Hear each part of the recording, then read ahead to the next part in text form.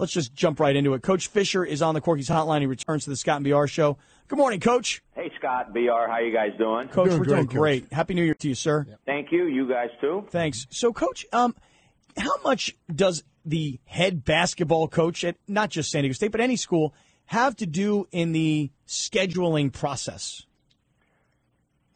I could go for 30 minutes on it, but in our program, I'm in charge of the scheduling. I run everything through athletic director Jim Sturg, but I have pretty much the freedom to say, here's who we would like to play. There are a certain number of home games that we want to play, so that's figured in. The problem occurs, Scott, when you get a team that says, we'll play you, to find a convenient date for both parties, which is why we had that murder's row of 7 games in a row that should have been spaced out, and we had 3 at the end that should have been spaced out. Right, it's kind of a shame, yeah. Yeah, but then you guys became the murderers.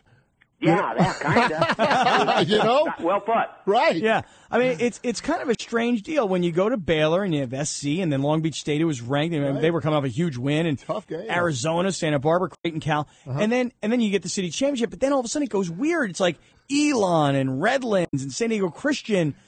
But, you know, Coach, as much as you start to play teams that aren't maybe in your league, so to speak, you know, maybe sometimes a team can lose some concentration, and that's how a team like Chicago State, who was winless, can come in here and stay in the game. I would concur with that. I would say that, and my statement afterwards, I didn't go, crazy with our team. I was very matter of fact, and we talked about it. But we didn't play hard enough. And you know how that is. Sometimes it's just that little bit of extra edge that you have to have. We had it for only about 10 minutes of a 40-minute game. If you look at 16 games, we have been really, really spot on most of the time. So I told the team, I'm going to give you a mulligan. I said, Chase Tapley, you know what a mulligan is? He said, no. And then Rayhan says, Coach, he doesn't play golf. Right. So I said, I'm going to give you a pass on this one, probably more me than you. And I know we better play hard on Saturday. Yeah, well, that's what I was going to get at. How concerned are you, Coach, when you have 5 or 6 games in a row where you're playing against teams that you're pretty much blowing out? I mean, Chicago State had the lead at halftime, and you had to make a comeback, but you're blowing guys out, and you haven't played against a team that is getting you conference ready. Yeah. And then your first game in the conference is against the team that right now seems to be the best team, at least ranked-wise, the best team in the conference. How concerned are you about Saturday? You get ready every day in practice, and we've had 3 games. If you go back to the last 3 games, there are games that everybody said you're going to win, you're going to win, you're going to win.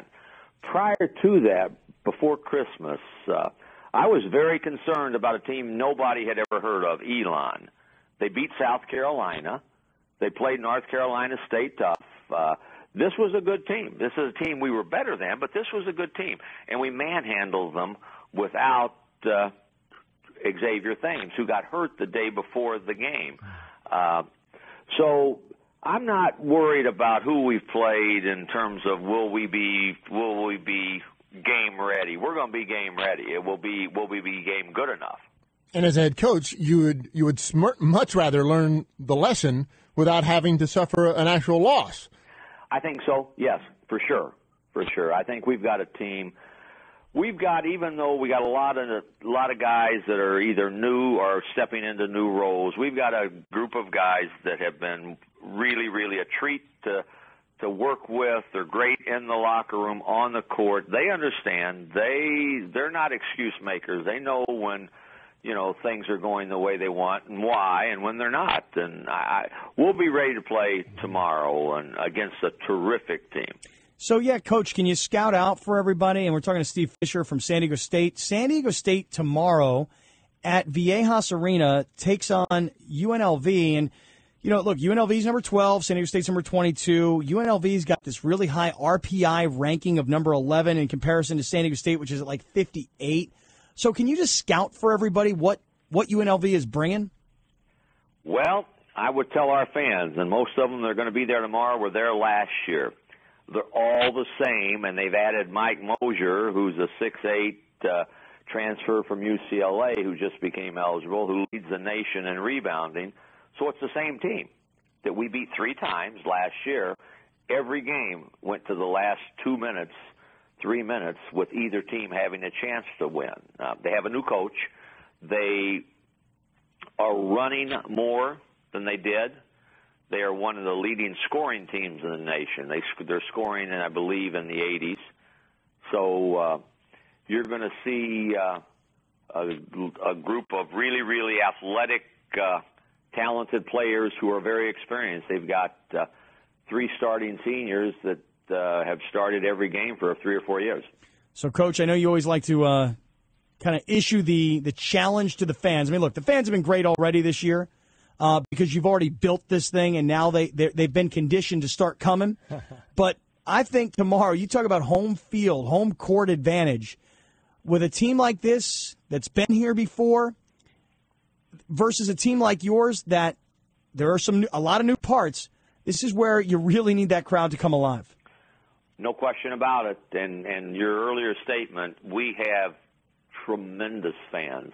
I would take ours over any in America. They're that good. And I've seen some things now where we're getting that kind of recognition. I read, or one of our coaches gave me one little statement where they said the toughest venues to play in, the loudest, craziest fans, and we were ranked 3rd, and our kids were mad we weren't ranked 1st. Right on. Rightly so. You're the conference champs. I think that's great those kids have that kind of expectation. Well, we're going to have a great crowd tomorrow. We're going to need the crowd to be as loud as they've ever been and be engaged and involved. I know that they will. We're very appreciative of that fact. It should be a great college basketball game. We are 14-2. They're 16-2. They've won 7 in a row, and you know who they've beaten: Carolina, when they were rated number 1, Illinois in Chicago, and others. So they've got some marquee wins. We beat Cal by a point, and they beat Cal by 25 points. So, if you look at comparisons, you'd say, boy, they're really, really good.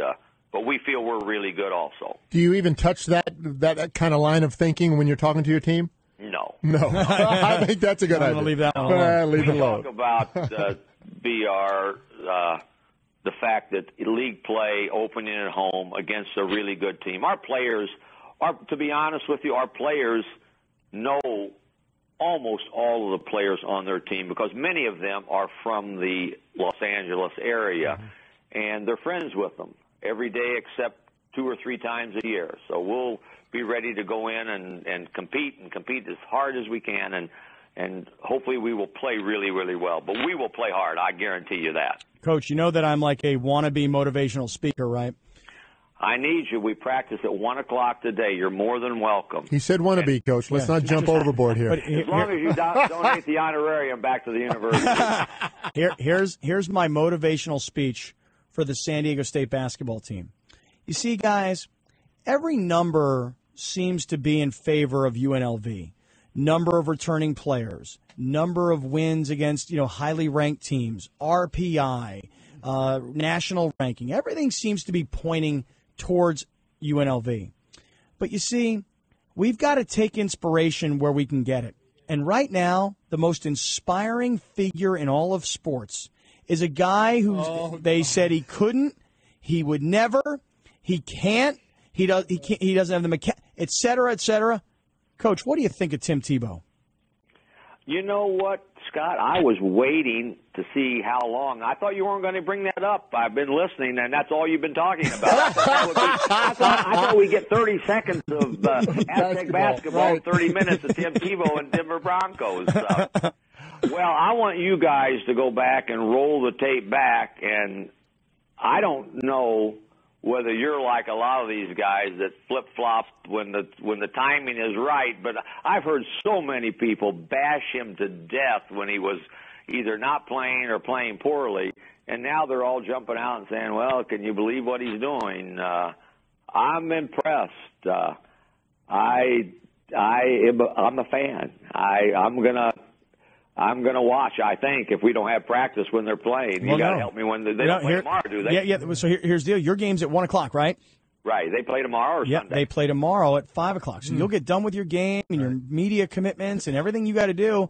And somebody should order dinner, have it waiting for you when you get home. Perfect. And go home and enjoy that game.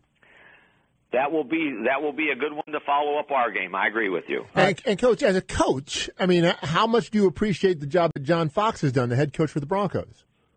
I don't think he's getting enough acclaim for him to fit the system to the personnel and tweak, maybe maybe change the offensive thought process to fit Tim Tebow's abilities. He's done a marvelous job. Fantastic. You guys would know better than that from a football standpoint, but just from a coaching standpoint, it looks as if he's been right on with everything he's done. Yeah, he'd be a perfect guy, by the way, to speak to your team as a San Diego State alum later on in the year when these guys are done. Coach, it's a pleasure talking to you. We wish you the best of luck tomorrow. Really looking forward to it, and we'll look forward to having you back on real soon. Thank you very much, man. I appreciate it. All right, Thanks, Coach.